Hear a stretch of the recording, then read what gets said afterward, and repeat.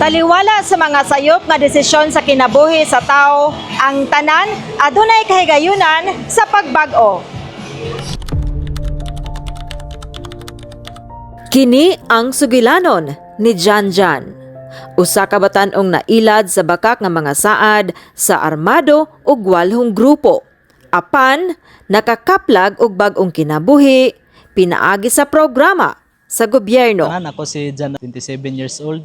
Usa ko ka-active karon, tapos karon na adlaw graduation isip usa ka in situ holder sa excavator operator no in situ. Karon man gani no, and it is not the first time nga natay rebel returnees no nga nagbalik na sa gobyerno nga mag-graduate pud karon. Ato silang palakpakan no. We have three Attorney John Flores, palakpakan natin sila.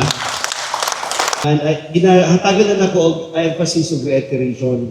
Ang inyong nahuman sa tinuod lang, in-demand na qualifications. Hydraulic excavator, isang asa mo adto, okay? Isang pag sa LGU, kapangailangan og operator. Tulo ka tuig siyang nahimong political guide sa armadong grupo. Na sinati niya ang kinabuhi sa kalasangan. Puno sa kahadlok, kagutom ug bakak nga mga saad. Una kanang sa eskwelahan, kay actually sa eskwelahan manggid ko na recruit una. Tapos dito ginapauban man nila og mga rally ma'am. Nga antod mga wala abti og isa ka tuig sa sige lang pauban sa mga rally, naana dayoy nagistorya sa kuha kay murag nakita siguro nila kanang active ka na.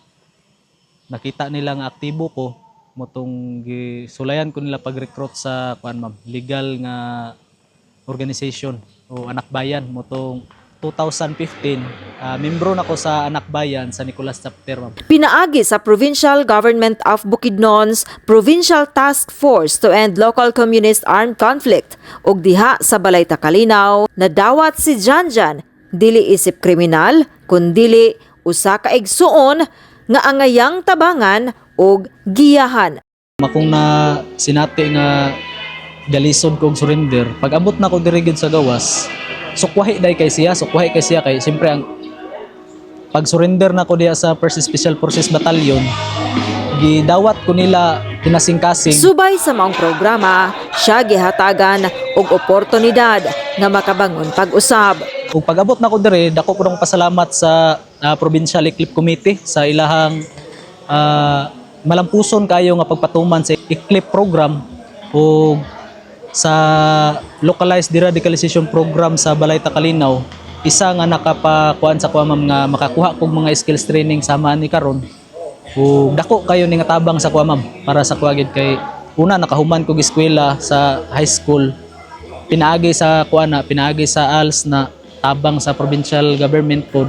Nakadawat siya og skills training, livelihood assistance ug suporta aron makasugod og bag-ong kinabuhi. Mas gipili gid pod nako nga kanang mukuha og skill no kaysa ka kanang murag maghulat lang ka kung hatagan ka.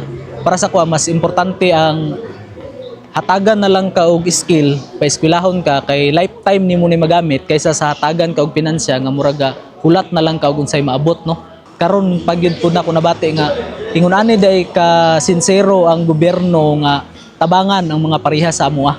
Importante gid kayo ma'am nga mahatagan day og second chance ang tao kay wala ta kabalo kung unsay ginaagian niya sa iyang kinabuhi munang lisod kung hukman nato largo ang tao ma'am. Unsay imong mensahe sa mga batan-on? Didto na ko gikan, humana ko sa grabe nga kalisod o ginaot pa nga wala na yung mga batan-on nga musunod pa sa kuha. So na-mention naman ako ang mga legal organization nga ilang ginaprinte para makasulod ka. Balik ko na ko Anak Bayan, League of Filipino Students, Sinagbayan, kanang mga ingunana nga mga youth organization. Dili man sayop ang pag-apil og mga organisasyon no, pero tan-awon lang nato og asa ba ni padulong nga organisasyon. Ako ang kinasing-kasing og dako kayo nga pagpasalamat sa Provincial Eclipse Committee labi na sa pagpanguna sa tuang Provincial Governor Honorable Rogelio Nel Peroque ug sa tanan nga mga private sector sa mga university nga nagtabang sa MUA. Daghan kayong salamat no nga nakabuot ko ni karon nga mga skills training. Dako kayo nagtabang sa kuha sa umabot para makakita kog trabaho. Ang tinuod nga kalinaw makita sa pagbag-o, pagpasaylo ug paghatag og kahigayunan.